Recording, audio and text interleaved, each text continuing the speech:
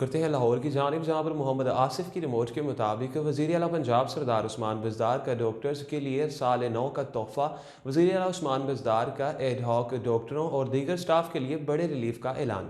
وزیر اعلیٰ عثمان بزدار کی خصوصی ہدایت پر محکمہ پرائمری اور سیکنڈری ہیلتھ کے ایڈ ہاک ڈاکٹرز اور دیگر سٹاف کی ملازمتوں میں ایک برس کی توسیع کا فیصلہ کیا گیا۔ وزیر اعلیٰ عثمان بزدار نے ایڈ ہاک ڈاکٹرز اور دیگر سٹاف کی ملازمتوں میں ایک برس توسیع کی منظوری دے دی۔